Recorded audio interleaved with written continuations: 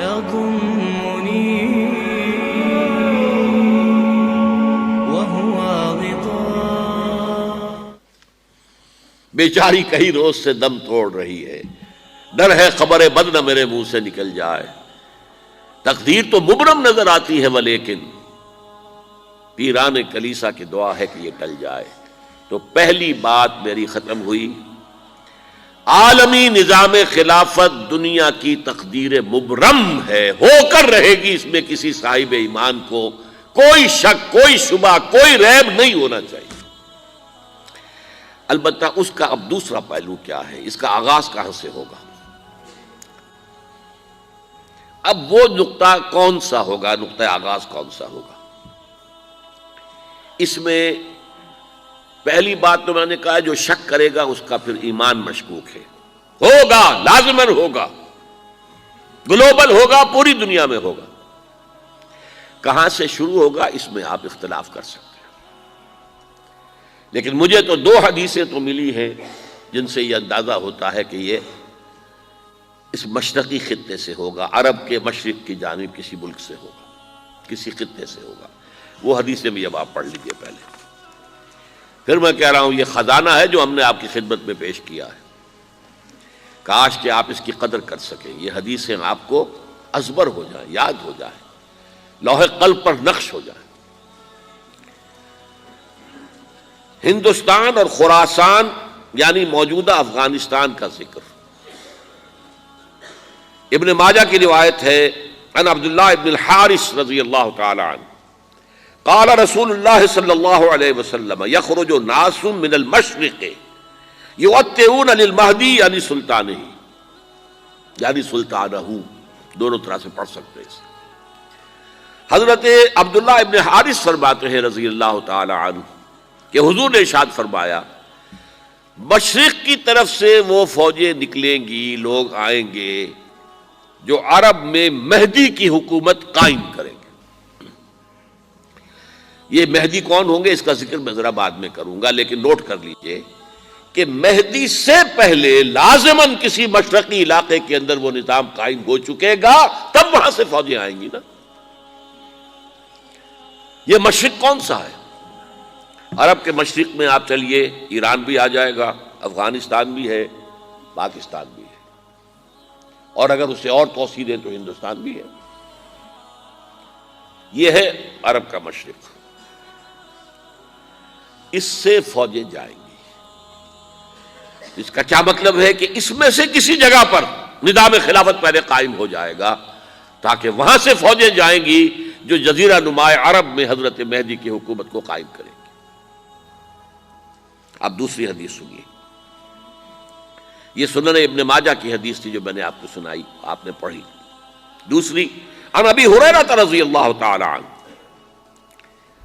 یہ ترمذی شریف کی روایت ہے. قال قال رسول اللہ صلی اللہ علیہ وسلم یخرج من خراسان رایات سود لا يردها شیء حتی تنصب بایلیا.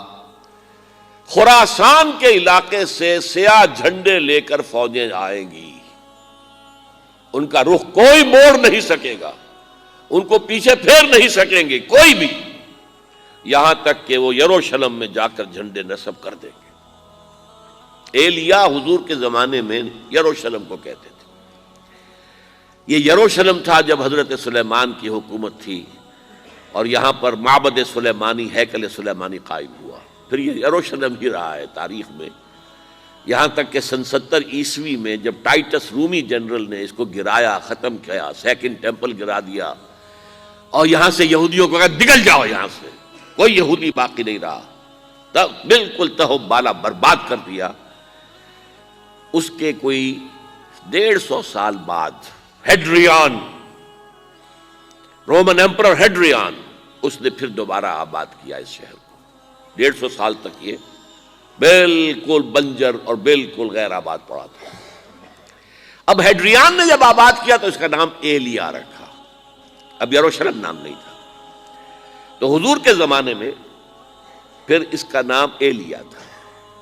اور اب اس سے کیا معلوم ہو رہا ہے کہ یہ یروشلم مسلمانوں کے قبضے سے اس وقت نکلا ہوا ہوگا. ایک دفعہ پہلے نکلا تھا سن 1099 عیسوی میں مسلمانوں کے ہاتھ سے نکلا، کروسیڈرز عیسائیوں نے آ کر اس کو قبضے میں کیا، لاکھوں مسلمانوں کو مارا، قتل کیا۔ اس کو 1187 عیسوی میں واپس لیا ہے۔ کس نے لیا ہے؟ صلاح الدین ایوبی، کرد۔ عرب کھوکھلے ہو چکے تھے، عربوں نے کھویا، واپس نہیں لے سکے۔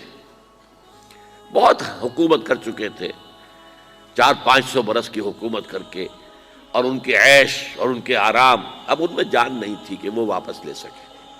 واپس لینے والا گرم کرد خون تھا، صلاح الدین ایوبی۔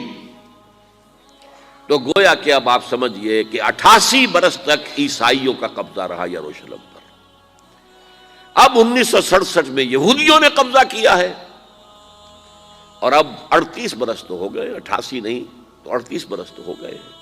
لیکن وہ دور آئے گا کہ اب پھر لیں گے، لینے والے عرب بھی نہیں ہوں گے، خراسان کے علاقے سے فوجیں آئیں گی۔ یہ خراسان کیا تھا؟ ایلیا تو میں نے آپ کو بتا دیا، یروشلم کا نام ہے۔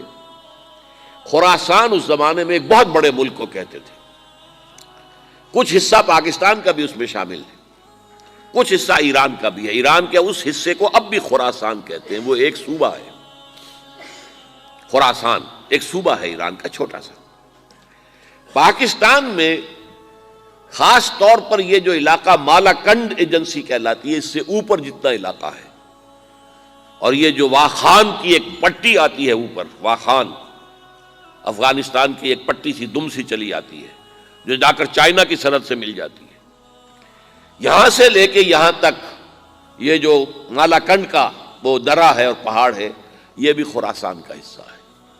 باقی تقریباً 2/3 آف افغانستان، ساؤدرن حصہ نہیں ہے خراسان کا حصہ، یہ سیستان کہلاتا تھا، یہ خراسان نہیں ہے۔ لیکن یہ کہ اوپر کا 2/3 آف افغانستان، اور اس کے ساتھ یہ جو عرب، جو اب یہ ترک ممالک آزاد ہوئے ہیں سوویت یونین کی ڈسولوشن کے ساتھ، یہ سارا علاقہ کہلاتا ہے خراسان بزرگ، دی گریٹ خراسان۔